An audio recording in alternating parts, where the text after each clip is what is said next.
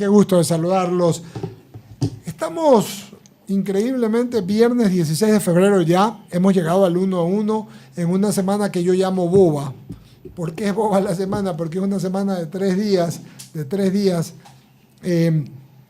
Sí, el feriado que para mí es necesario y reparador, porque las personas que trabajamos, claro, los ociólogos como Freddy, Hugo, el médico que está abajo, etcétera, que está en la silla, esta allá no trabaja nunca, pero para los que trabajamos de verdad es reparador. Además, genera un movimiento económico del dinero que es importante a un lado, a otro lado. Bueno, es decir, la plata que normalmente se mueve en las ciudades grandes va a por ejemplo, me decía alguien que había estado en el carnaval de Guaranda, otras personas estuvieron en Ambato, otros estuvieron en Salinas, en Playa, en fin, en todas partes. Otros se quedaron y vinieron de la sierra, muchos acá a Guayaquil, por el tema de lo que hizo el municipio y todas las comparsas, etcétera. Así que bueno, hemos llegado al 1-1. El día de hoy, como lo habíamos ofrecido, está con nosotros mi amigo, colega, pero sobre todo mi amigo, el partner de I99 y de la vida, porque hemos trabajado varias veces juntos. Me refiero al licenciado José Toledo Gradín. José Toledo Gradín tiene 1000 títulos de todas las cosas, pero porque ha sido hasta secretario de prensa del Ecuador, del gobierno del Ecuador en algún momento, en algún gobierno, pero sobre todo es un periodista. Y tiene la característica de ser un periodista y documentalista y periodista de investigación. Siempre lo tenemos como panelista hace muchos años ya con nosotros, en la mañana y la tarde. Nunca lo he entrevistado yo a José. Esta es la primera vez que lo entrevisto yo a José. Más bien él una vez me entrevistó en uno de los programas que tenía con Leonidas en la tarde, hace años. Pero quería saludarte, 16, mi querido José, ya en el 1-1, y preguntarte, ¿cuál es la fase que más te gusta a ti, que has estado en radio, en televisión, en periódicos, en revistas, documentalista, has hecho libros? ¿Qué es lo que más te gusta en el periodismo? ¿Ser panelista, entrevistador, editorialista, documentalista o periodista investigativo? La radio, la televisión, los periódicos, ¿qué te gusta más? Porque tú eres realmente universal en este tema. Mi hermano, muy buenas tardes, bienvenido al diálogo y a tu casa. Qué gusto, Eduardo, la verdad es que es un verdadero honor estar aquí en esta que es mi casa, pero en este espacio que además considero que es muy importante, no solamente porque tú lo haces directamente, sino porque la persona que se sienta en esta cabina y ante estos micrófonos tiene la oportunidad de hablar de temas inclusive personales, sí, tiene tiempo para hablarlo y eso es muy valioso. Así que muchas gracias por haber pensado en mí y la verdad es que emocionado. ¿Qué me gusta más? El periodismo. El periodismo en todas sus facetas. Yo siempre, cuando empecé esta carrera, siempre dije que la comunicación es absolutamente amplia y además de doble vía. Y eso me permitió, después de muchísimos años, después de a los 22 años más o menos, de aceptar inclusive una Secretaría de Comunicación en el gobierno de Alfredo Palacio, pero por sobre todas las cosas me gusta la investigación, me gusta muchísimo la radio, primero porque es el medio de comunicación que todo el mundo lo sabe, es el más inmediato, masivo, el que te permite tener una retroalimentación inmediata, lo que estamos haciendo en este momento, pero por sobre todas las cosas la investigación, ¿no? La documentación. Nunca me gustó quedarme solamente con la nota o la cobertura, sino ir un poco más allá, y yo creo que eso te permite la investigación. Pero dentro de los formatos que hay en general, la radio gusta mucho, ¿no? El vis a vis. José Toledo, tú has hecho, como bien citas todo esto, pero haces documentales también, algo que más se destina, más que al periodismo, se piensa que es como cuando eres cineasta, cuando tienes cuestiones que tienen que ver con producción de cine. ¿Cómo así incursionaste también en ese género que lo haces tan bien? Bueno, gracias, porque me gusta mucho el cine, me encanta. Es decir, no quiero decir que soy un cineasta frustrado, porque no llego todavía a ser cineasta, pero quiero serlo en un momento dado, porque el documental o los documentalistas, como es un largo, metraje, porque son 60 minutos, trato de hacer los documentales hacia allá, hace 48, 50 minutos para televisión. Se utiliza primero tecnología y segundo, tienes que tener, por supuesto, una gran cantidad de entrevistados, una gran cantidad de documentación, de investigación. Te demoras bastante tiempo dependiendo del documental que sea, y te permite además escribir mucho. A mí me encanta escribir y en la cobertura diaria del periodismo como tal, tú tienes que ser muy conciso y conjugar, por supuesto, con la imagen y los bytes. Pero en cambio, al ser documentalista, tienes que investigar más allá con muchísima información y muchos entrevistados y, evidentemente, escribir. Entonces, pienso en algún momento dado, de hecho, hay por ahí un par de libretos importantes sobre un documental que hice del tema Colombia, que me encantaría en un momento dado que se haga película o al menos una serie. En eso estamos, pero me encanta mucho el documental.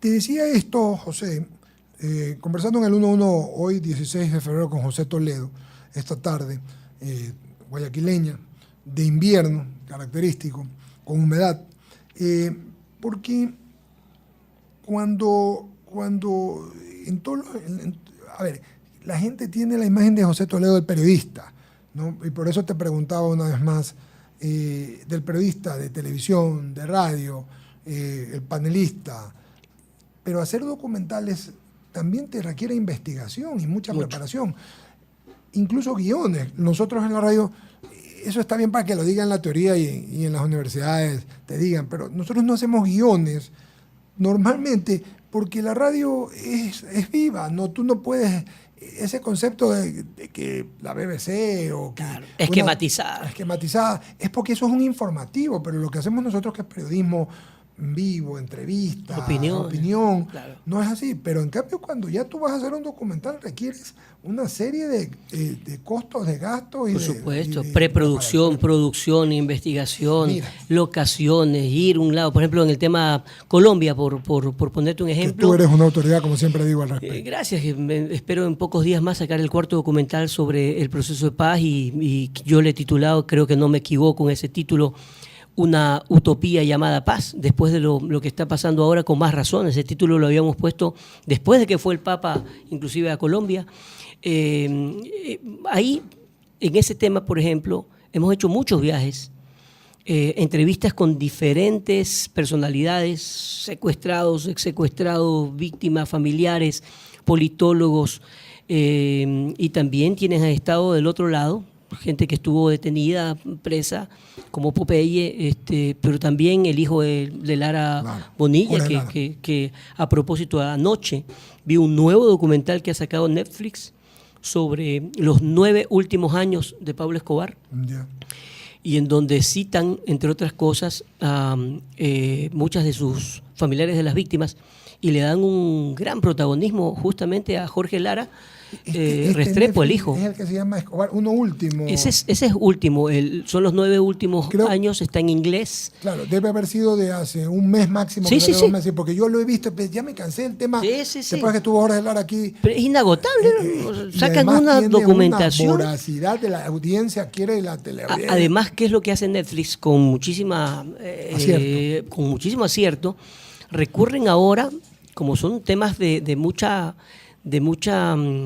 novedad, pero por lo histórico, recurren ahora a grabaciones que me imagino se los dieron los norteamericanos, de voces que fueron grabadas de conversaciones telefónicas entre Escobar y su gente, con su familia. O sea, es un documento histórico interesante dentro de... O sea, ya se desclasifican estos... Claro. Entonces, poco a poco tú vas viendo que el tema parece agotable y es inagotable. Pero hay 1.000.000 casos. Te pongo en Colombia y el Papa. Claro, tú es otra hice que un tú documental tienes del una Papa. expertise en eso. Así. Claro, entonces, ¿por qué? También con los terremotos, ¿no? Terremoto, ahora en abril, el 16, que se cumplen 2 años, vamos a sacar, Dios mediante, el segundo documental, porque ya sacamos el año pasado uno, que después del documental vamos a hacer una mesa redonda, Dios mediante, en Manta, con protagonistas, autoridades, etcétera, para saber realmente qué pasó después del terremoto, en qué se invirtió y quién no. Eso es son temas de investigación. Eso es investigación. Claro, y lo que pasa es que en el mundo del periodismo del día a día, No haces puede, el tema y te quedas...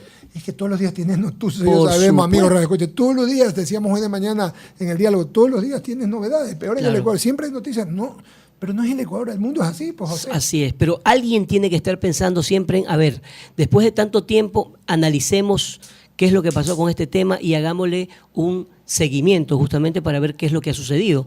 Y de eso me gusta encargarme, tengo un archivo desde 1986 de la mayoría de las historias, novedades, noticias, caídas de presidentes, etcétera, porque son temas para mí inagotables, una biblioteca bastante interesante. Hablando de eso y del tema colombiano, la impresión de un periodista como tú, con la experiencia y con el conocimiento y el expertise en el tema Colombia, de lo que sucedió hace poco en San Lorenzo Esmeraldas. Bueno, un tema muy grave, muy delicado. Recordemos que por primera vez en la historia ocurrió un atentado terrorista, así fue calificado por el gobierno y por las autoridades, con respecto a lo ocurrido allá en un regimiento militar, policial, regimiento policial. Es delicado, muy serio hablar de ese tema si no tienes todos los elementos. Pero cuando cruzas información con los periodistas colombianos, Sí, señor. ellos hablan de 4 grupos disidentes de las FARC que estarían operando en esa zona, o en zonas que delimitan Ecuador con Colombia o Colombia con Ecuador. A tal punto es grave el tema, o le dan tanta importancia, que bueno, se reunieron ambos presidentes, Santos y Lenín Moreno, ayer, justamente para hablar de que nuevamente 10.000 efectivos militares de Colombia van a resguardar ese lado de la frontera. Es decir, no están hablando de un tema que es delicado y nada más. Es muy, muy grave lo que está sucediendo y, por supuesto, ese tema como tal invita a seguir reflexionando y a seguir investigando. Y esa es la verdad, por eso te lo preguntaba. En tus años como periodista has estado en los dos lados. Has estado, yo digo, no, hay periodistas que no les gusta de yunque y de martillo. Sí, claro. Porque has estado en funciones como la Secretaría de Prensa o el Ministerio de Información. Es lo mismo, ¿no? La Secretaría. Estar en la política, estar en ese momento, en esa posición con el expresidente Palacios, dejando tu carrera periodística, ¿qué lecciones te dejó? A ver, era una de las cosas que siempre dije, voy a ver si es que algún día, lo que no quiero ser, y espero toco madera, lo que no quiero ser algún día es ser candidato, es decir, ser político. Así es. Sí, Es un tema técnico, eso que no entiende la gente. Eso, el tema técnico del periodismo y de la comunicación. Yo me acuerdo en mi primera rueda de prensa, después de haber conversado con el presidente Palacio en esa época, si nos está escuchando le mando saludos cordiales, yo dije, vengo a ser facilitador de información. ¿Qué es lo que requiere un periodista? Información. ¿Se queja de qué? De la falta de información o cuando le quieren bloquear información, sobre todo en el sector público. Entonces yo les dije, a ver, yo me quedo aquí hasta cuando pueda ser facilitador de información, que hable un presidente, que se comunique, que comunique lo que tiene que hacer. Y siento que hace falta mucho liderazgo en comunicación en la parte pública. Mucha gente se pone a preguntar, y tú lo sabes, a preocupar, mejor dicho, de la parte política, de conseguir a un técnico, un economista, etcétera. La parte de comunicación es fundamental. En un gobierno como los Estados Unidos, en lo primero que piensa un presidente es en su equipo de comunicación. Cómo comunicarle al mundo lo que está haciendo. Entonces yo le doy mucha importancia y por eso acepté. Y la verdad es que estuve alrededor de 7 meses. Y luego me retiré cuando creí conveniente y así he tratado de hacerlo en 2 o 3 oportunidades que de manera técnica he apoyado algo como proyecto y he sabido pues desprenderme cuando creo que o ya no soy útil o mi visión va hacia otro lado. Pero ese momento, esa inflexión, como llamo yo, cuando tú sabes que ya no eres útil o que estás de más, es difícil reconocerla. Es difícil saber si no tienes los pies sobre la tierra y te mareas, sí, porque por supuesto ese cargo o esos cargos son técnicos pero también te dan poder. Así es. Eso es verdad, o sea, no es vamos a tapar el sol con un dedo, pero si tú no pisas realmente bien, estás aterrizado, te puedes equivocar y a muchos funcionarios o colegas les ha pasado.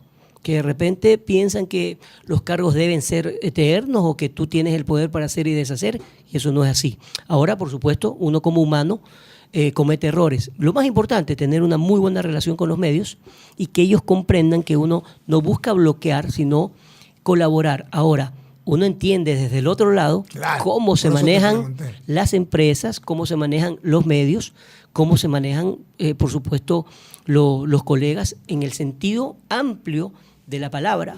Y yo creo que hay muchas cosas que se deben seguir discutiendo, porque en este país yo nunca he estado de acuerdo con una ley de comunicación. Siempre dije, y lo repito, a nosotros nos hicieron, yo tengo 30 años en esta profesión, con una ley que se llama la ley ética. Sí, señor. ¿Qué tienes que hacer? Investigar, ir a un lado, a otro lado, saber diferenciar en lo que es una noticia, una cobertura, una investigación o una opinión y manejarte por ese lado ético. Lo que no puedes hacer es coger el micrófono y aprovecharte del micrófono para cualquier cosa. Entonces, ahí no necesitas que la ley te indique, a ver, ¿puede escribir esto o no? Porque hay una ley, que es la ley, así es. Nosotros, eso es un tema intrínseco, ¿no? Por supuesto. Es un problema y la gente lo termina reconociendo. Claro, Eduardo, tú no haces una entrevista y primero revisas una ley. Es como que un católico primero lea la Biblia para saber qué está bien y qué no está mal. Tú sabes cómo te conduces. Entonces, yo creo que cuando alguien te quiere obligar a hacer algo, es cuando ahí empiezan los problemas. Entonces, los dos lados, yo estoy escribiendo un libro, que no lo termino aún, que se llama justamente Información de doble vía, periodismo de doble vía o comunicación de doble vía, porque tan importante es la comunicación periodística como también la información oficial. Y en el mismo tema, José, porque en el mismo tema,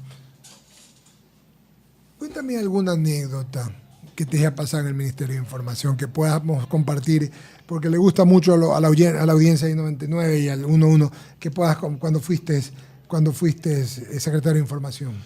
Bueno, por supuesto conocí a mucha gente, a muchos colegas, porque cuando estás en la Secretaría no solamente hablas con periodistas de Guayaquil, hablas a nivel nacional e internacional. Ya, tiene la cadena. Por supuesto, y en muchas oportunidades me tocó atender inclusive a periodistas del mundo que venían a Ecuador y que yo decía, en realidad, ¿por qué esto no se conoce? No, la BBC ha venido tantas veces a investigar ciertos temas, pero eso no ha salido públicamente. Me tocó enfrentar algunos temas muy, muy fuertes, porque el presidente Palacio en esa época, recordarás, él no tenía partido político, no tenía diputados, no tenía, bueno, ahora se llaman asambleístas. Él surgió pues de un gobierno que no lo había pensado, o al menos cuando yo ingresé pensé que eso no había estado ni premeditado, ni mucho menos, eso que lo juzgue la historia. Yo fui a hacer un trabajo técnico y me di cuenta de muchas cosas que hoy en día me sirven mucho en la investigación periodística para saber quién es quién. Entonces, cuando me tocó hablar, por ejemplo, con el presidente sobre un viaje que teníamos que hacer para su presentación en las Naciones Unidas, era complicadísimo irse a un apoyo político. Sin embargo, él lo hizo. Yo creo que hasta cierto punto uno decía, la historia juzgará esa presidencia. Por lo menos, como ha dicho el presidente de entonces, se trató de hacer un gobierno de paz. Para mí era tan difícil, todos los días había un problema porque decían, va a haber paro de esto, va a haber paro del otro, lo quieren bajar. Todos los días se hablaba, presidente, le quedan 15 horas, le quedan una semana. ¿Tanto así? Sí. Siempre se habló de que ese gobierno era tan frágil por no tener fuerzas políticas que se iban. Entonces, como anécdota, yo andaba con un maletín donde cargaba mis cosas personales, y ni siquiera un portarretratos de la familia. Uno no sabía, siempre. Yo pensé que era un cargo absolutamente técnico e inmediato. Creo que duré demasiado. Ese gobierno, yo estuve 6-7 meses. Y el gobierno duró 1 año y medio. Pues, ¿no? Claro, pero además los dos anteriores secretarios de comunicación, el economista Carlos Cortés, me acuerdo, duró creo que 2 meses y el anterior creo que 1 mes.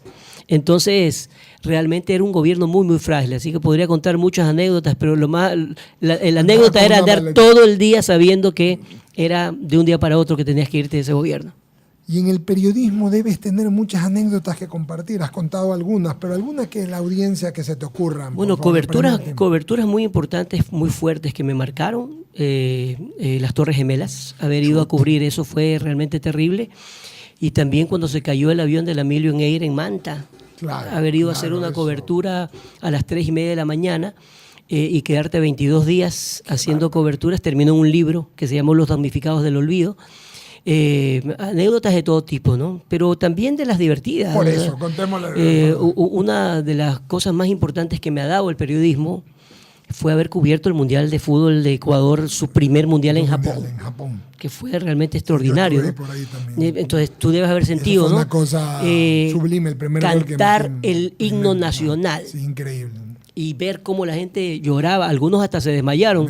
Cuando metimos el primer Cuando gol, el Team Delgado contra México. México. Fue una Perdimos 2-1, pero a nadie, te puedo asegurar, y tú lo sabes, Eduardo, a muy poca gente le importó, los que estábamos allá, que se haya perdido. Pero además tuve la oportunidad de estar en el primer triunfo ecuatoriano en un mundial, que fue justamente contra Croacia. Gol de Méndez, un golazo. Ganamos 1-0. Entonces, ese tipo de cosas fueron realmente espectaculares. Y de ahí conocer muchas partes del mundo, gracias al periodismo también, indudablemente. Haber estado por ahí amenazado, en peligro de muerte, dicen otros, por el tema periodístico, sí hay sus riesgos. Pero yo siempre digo que los periodistas somos de raza especial. Sí, mientras la gente normal y corriente salen corriendo de un peligro, uno más bien se quiere meter ahí. Qué bestia, ¿no? Increíble. Conversando aquí en el 1-1 con José Toledo, querido amigo, periodista. José Toledo además tiene otra faceta interesante y quisiera que la compartiéramos. José tiene un hijo especial, amigos radioescuchas. Esta radio fue pionera, lo digo porque hace algunos años, yo pensaría que fuera hace unos 10 u 11, con una querida amiga que ya no está en este plano, con Patricia Hernández de Sosa, hicimos un programa que se transmitía un segmento en El Diálogo de gente, de personas que tenían discapacidad, contábamos anécdotas, los derechos, y fue un tema que se desarrolló con mucha fuerza. Y José tiene un hijito que es un chico especial y es un niño maravilloso, y José siempre comenta en sus redes, en su página web, en todo, con fotos, y tiene mucha alegría de tener a esta criaturita y hace muy feliz a tu hogar. Comentémosle un poquito cómo lo has manejado. Bueno, la verdad es que José Andrés, que ahora tiene 20 años, ya no es ningún niño. Yo a veces le digo, mi chiquito, y me corrigen, caramba, que no soy tu chiquito, ya es un joven. Y por supuesto, José Andrés primero es un cable a tierra, es un verdadero bacán. La forma como nos ayuda, se apoya en nosotros y nosotros en él, es maravillosa, y solo las personas o los familiares de personas que tienen hijos con capacidades especiales o personas con discapacidad o especiales, como quieran llamarlo, son realmente bendecidos. Yo me siento bendecido, lo adoramos. Mis hijas, pues, que fueron sus primeras terapistas, aprendieron mucho de él. Es un chico solidario, pero también tiene sus cosas de cualquier chico joven. Porque ¿qué pasa con las personas que tienen síndrome de Down? Aprenden de una manera diferente, se demoran mucho más, en otros casos menos, en otros casos nunca aprenden ciertas cosas, pero lo más importante es que lo que aprenden lo señalan con amor, no sienten maldad, no tienen maldad ni malicia, y son eternamente cariñosos. Entonces, ellos no te dan un abrazo porque, a ver, saludemos a este señor que viene a mi casa. No, te da un abrazo y te da un beso. Son puros. Absolutamente sincero. Entonces, yo aprendo mucho de José Andrés. Lo adoro, lo quiero muchísimo. Y más allá de sentirme... porque claro, todo el mundo dice, bueno, tu hijo varón, ¿no? Yo tengo 3 mujeres y mi hijo varón, claro, tú querías que sea probablemente futbolista, tenista, etcétera.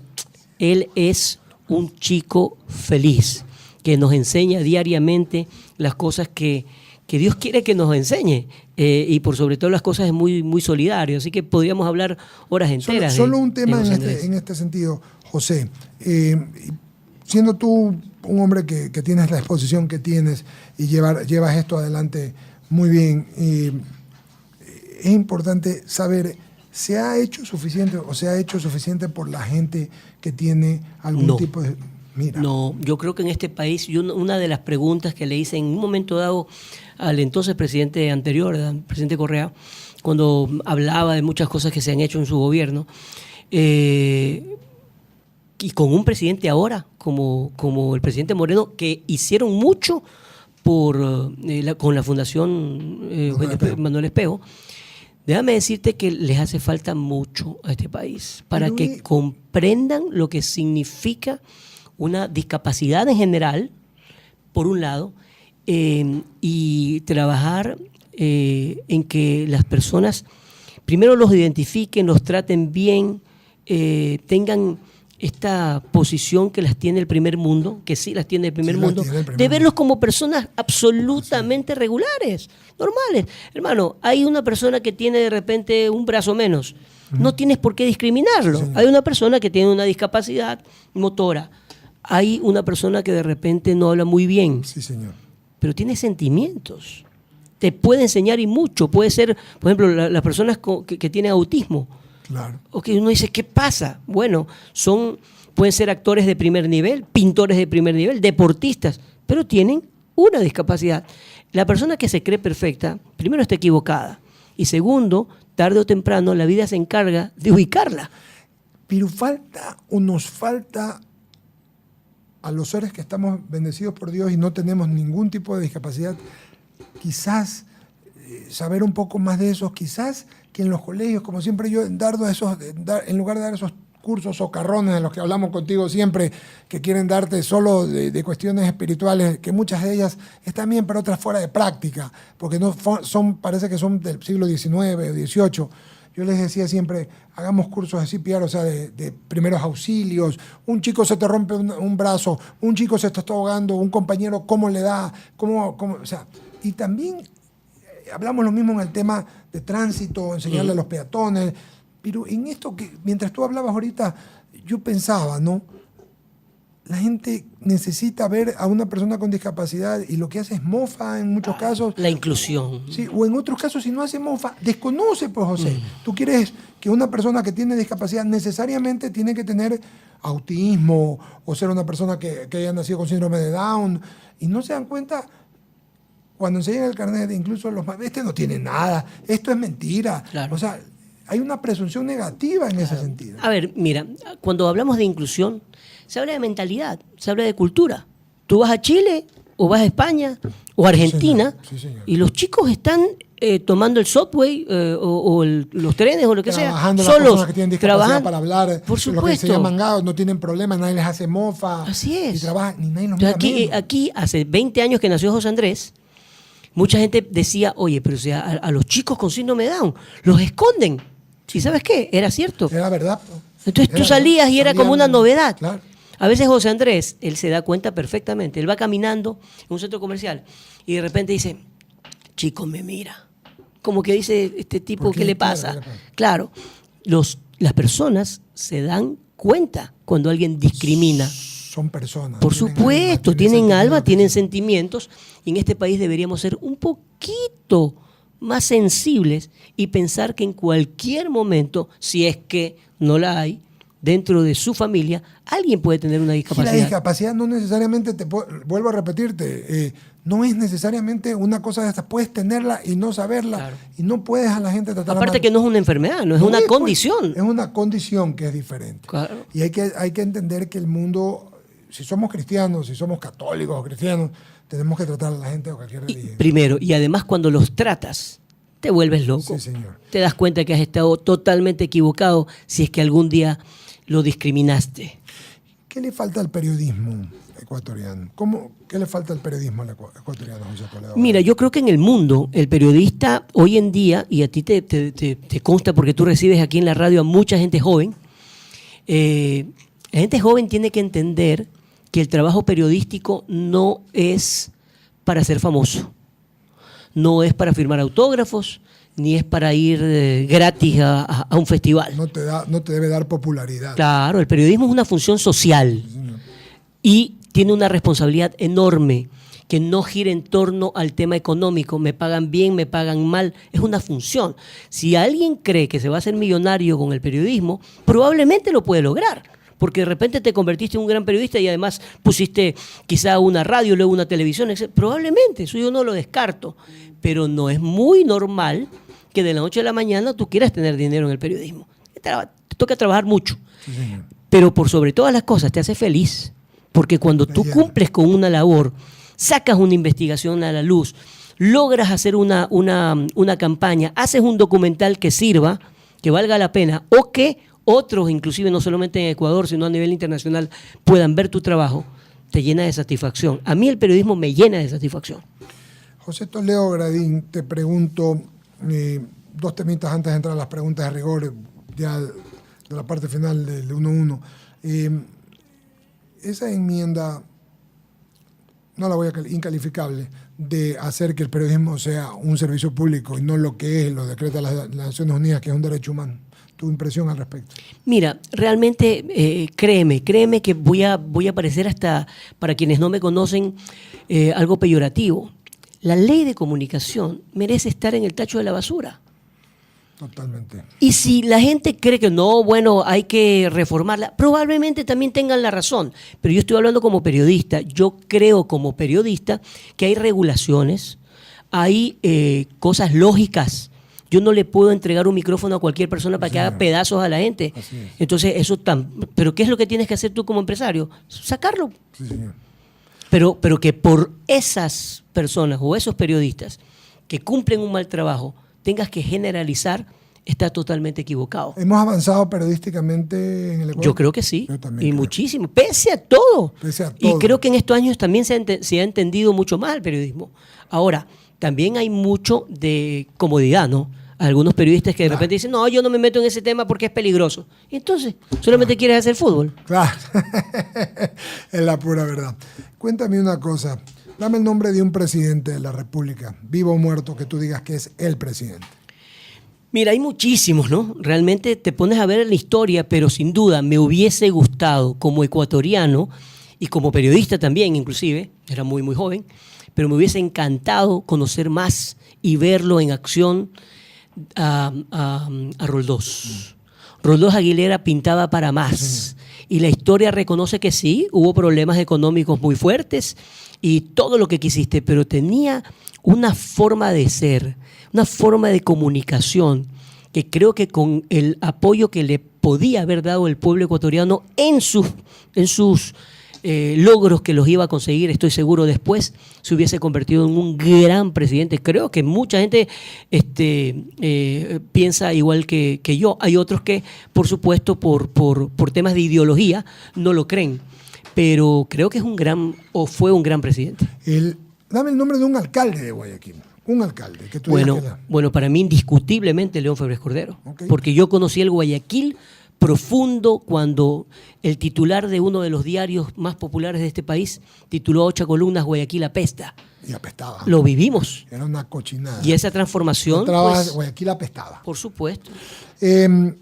Si tuvieras que darle un criterio al presidente de la República tuyo, darle más que un consejo, un criterio, ¿qué le dirías? Que se fije mucho en la forma de comunicación. Yo creo que el pilar fundamental, mira lo que te digo, Sí, señor. después de la parte económica de un país, está en la comunicación. Si tú comunicas bien, muchas cosas se van a entender antes de lanzar una ley. Cuando no la comunicas, yo siento que, por ejemplo, el denominado S30S ocurrió por una pésima comunicación y que pudo, ya luego con todo lo que después se conoció, terminó en desgracia y pudo haber terminado inclusive en tragedia.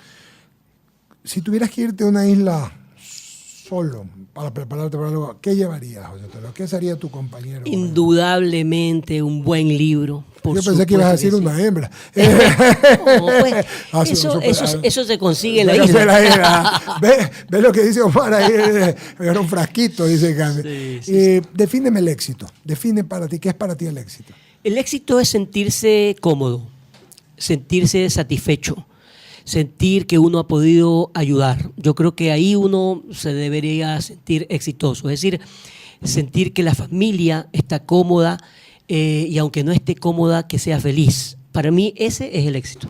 Y defíneme a José Toledo Gradín para concluir. A ver, yo me considero un luchador nato, que me encanta el día a día, que no piensa en José Toledo después de 10, 15 años, sino en el día a día, trabajar para conseguir las cosas que uno necesita, pagar deudas y vivir con un poco más de tranquilidad, que no es fácil.